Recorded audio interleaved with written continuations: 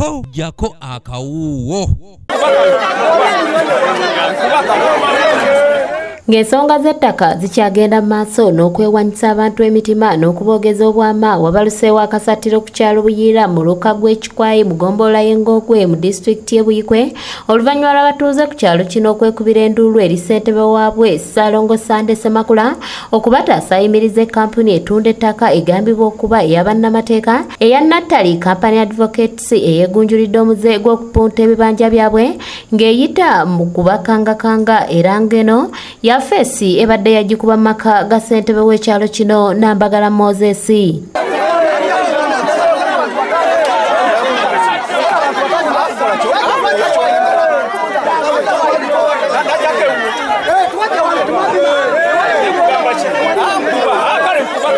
Abatuuze ababadde abakaawo okukira omususa abalumiriza ssentebe waabwe Nambagala Moses ne defense we okulemberamu abakozi ba kampuni eno okupunta ebibanja byabwe wabula nga basooka kubatiisatiisa ng'ensonga zino zaloopebwako dda ewa RDC Jane Francis Kagayi naye nga beewuunyizza abakulu bano okukola bino byonna nga yafeesi z'ettaka tezikyakola. Etuba kyema ne babakkiriza bwebamala okukuba ekikumi ekyo ekiggwa ne batandika okudda mu nkukutu twagala tupime ebibanja by'abantu ne bapima katumaze nga bakomyewo omulundi ogwokubiri ne bagamba nti abo abiwajja abo tugenda bakolako ne tutambula ne chairman buli wamu ne tutuuka e Lugazi era bodda ng'evoga yasijja kuddayo ne tukomawo wano eno kati luli mpulira akasimu jangu muziki kanze ekiki ne nzija ne mbuza chairman ki chairman n'aŋŋamba yogira n'abasajja. Mu batuuze bano mulimu n'abo abaali beegula edda eri nannyini ttaka omukadde John Baptist Kisitu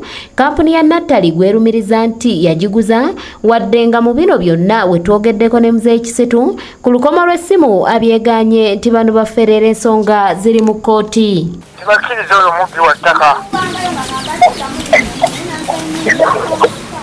Mubbi wa ttaka. Kyokka defense w'ekyalo kino ategerekeseko erya Sadaamu waweereddwa omukisa okwewozaako ategeeza ng'ensonga z'ettaka lino we zaamutama era nga yeegule ekitanudde abatuuze okwagala okumulya obunyama olw'okubabuzaabuza.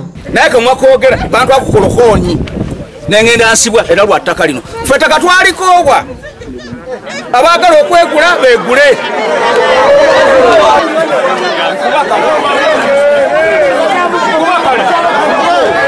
Mu kiseera kyekimu ne ssentebe w'ekyalo kino Nambagala Moses yeewozezzaako naye n'alumiriza abamu ku batuuze okuba bakanaaluzaala mu nsonga zino. Bakomawo bakugambye nti Saturday ne Sunday batuyise tupime ebibanja bya naye nga tete ekibanja kya Sunday kyange nze kinkwatira kuwanga Sunday apimye ekibanja kye sebo Sadaamu wuuyo yabatwala nze sijja kukola ki kubanze wange tebazze webayitidde eri ebbali. Olukiiko luno lwetabiddwamu ne kansala akiikirira eggombolola eno ku lukiiko lwa disitulikiti Christopher Seruyange ng'onaasabye abakulu okusooka okuyimiriza bino byonna ebigenda mu maaso kubanga ebimu we bikoleddwa ofiisi z'ettaka zibadde nsibe. Kisooka kya byonna era kyenjosaba akakiiko akazze olwaleero ak'eby'ettaka aka LC2 okuyimiriza bino ebigenda mu maaso mukadde kano kubanga mukimanyi bulungi nti mukadde kano aka COVID-19 ofiisi zonna zaggalwa. Oluvannyuma tusobodde okwogerako n'omwogezi wa kampuni ya Nattali and Company Advocates Kiberu Salimu gwe tusanze ku kyalo kino ng'onaategeeza ng'abatuuze bennyini we babatuukirira nga tebalina nteekateeka eno nga ne ku bbalaza ejja bagenda kuleeta greda SND.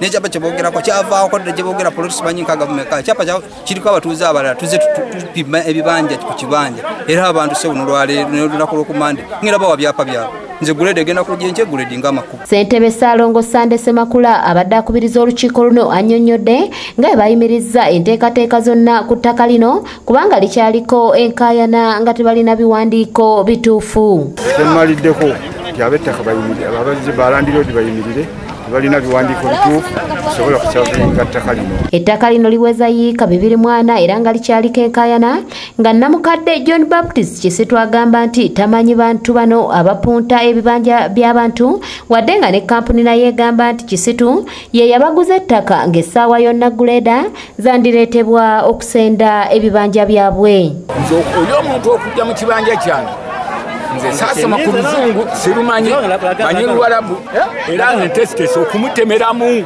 Patirisi Kyewalabye yakusakidde eggulire lino ku lwa ABS Television. Kati yensonga mu lockdown eno twebuuza lwaki bakola omulimu ku ssaawa eyo ku sipiidi ate nga ddala zonna baazisiba.